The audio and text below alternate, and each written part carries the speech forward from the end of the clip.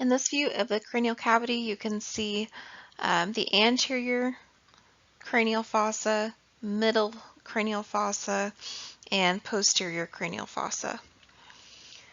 All right, what you're seeing here, this is cranial nerve 1, the olfactory nerve, optic nerve or cranial nerve 2, oculomotor nerve, cranial nerve 3, and abducens nerve, cranial nerve 6. Okay, you can see a large nerve here. This is the trigeminal nerve with its 3 main divisions, V1, V2, and V3. V1 is going to be exiting through the superior orbital fissure along with your cranial nerves 3, 4, and 6. Maxillary division, or V2, is going to exit through the foramen rotundum, and then V3, the mandibular division, is going to exit through the foramen ovale. Okay, cranial nerves 7 and 8 are going to exit together, facial nerve and vestibulocochlear nerve through the internal acoustic meatus. And then 9, 10, and 11, glossopharyngeal nerve, vagus nerve, and spinal accessory nerve. These are all going to exit together through the jugular foramen along with the internal jugular vein. The spinal accessory nerve is the one that dives down like this into the foramen magnum. And then you can see the hypoglossal nerve exiting through the hypoglossal canal, cranial nerve 12. So this is the anterior cranial fossa. So what you're looking at here, this is the most inferior portion of the frontal bone, and the orbit is directly underneath this area here. In the center is the cribriform plate of the ethmoid bone, and then you can see the lesser wing of the sphenoid bone forming the anterior clinoid process in the anterior portion of the sella turcica. So there are foramina in the cribriform plate, some openings for the olfactory nerve, cranial nerve 1, and then the optic canal transmits cranial nerve 2 and also the ophthalmic artery. In the middle cranial fossa, you can see the sphenoid bone, and the sphenoid bone has this middle portion called the tuberculum sellae or the sella turcica. This is where the pituitary gland sits. Okay, you have the superior orbital fissure. Superior orbital fissure, this is where V1, ophthalmic division of the trigeminal nerve, cranial nerves 3, 4, and 6, oculomotor, trochlear, and abducens nerve, all the cranial nerves that control the muscles that move the eye. These will all exit through the superior orbital fissure. Okay, through the foramen rotundum, right here, this is going to be the exit point for V2, or the maxillary division of the trigeminal nerve. Foramen ovale is the exit point for V3, the mandibular division of the trigeminal nerve. We have the foramen spinosum, and this is over here. So it goes ROS, rotundum ovale spinosum. The foramen spinosum is where the middle meningeal artery will enter the cranial cavity, and then we also have the foramen lacerum, and this is where the carotid artery will enter the cranial cavity.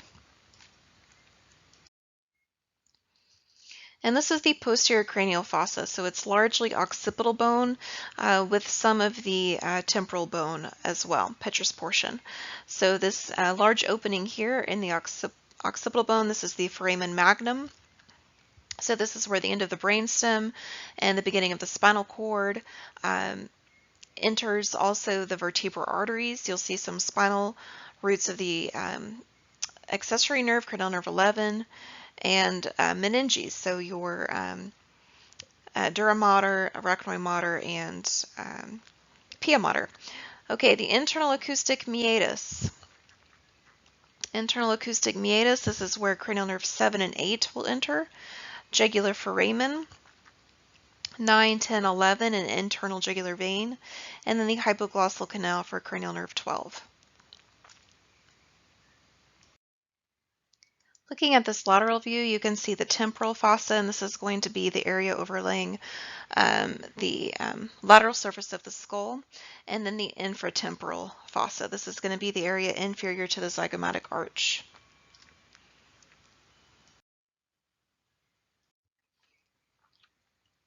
Seen here in the temporal fossa is the temporalis muscle. Ascending up, this is the external carotid artery, and then it will terminate into the superficial temporal artery, and then the maxillary artery. The maxillary artery will give off a lot of branches, including the middle meningeal artery, and these going to the temporalis muscle, anterior posterior deep temporal arteries, and then also the infraorbital artery and sphenopalatine arteries. This is infratemporal fossa, so it is inferior to the zygomatic arch, which has been removed here.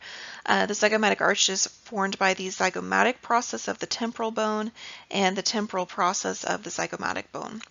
So deep under this area, you can see your pterygoid muscles. Okay, so this is your medial pterygoid. The lateral pterygoid is not visualized on this particular picture. So you have a deep and superficial medial pterygoid muscle. These are innervated by cranial nerve V3. Also, you can see the tensor veli palatini and levator veli palatini. Okay, this is the sphenomandibular ligament. This is going to be overlying the temporomandibular joint. It's an extracapsular ligament.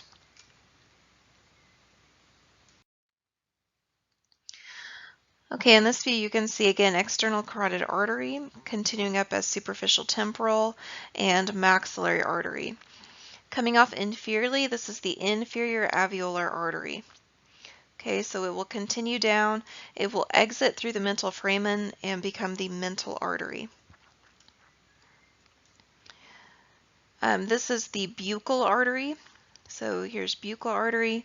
You'll have infraorbital artery and pterygopalatine artery.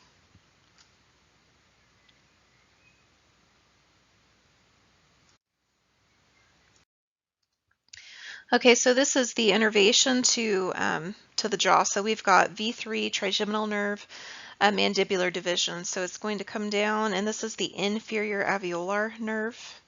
Inferior alveolar nerve. It's going to exit through the mental foramen and change names to mental nerve. Coming off of the inferior alveolar nerve is the nerve to the mylohyoid. All right, what you see here, this is the lingual nerve. Lingual nerve. Okay, going posteriorly is the auriculotemporal nerve. And the muscles you're seeing here, this is medial pterygoid, and this will be lateral pterygoid. It's been cut.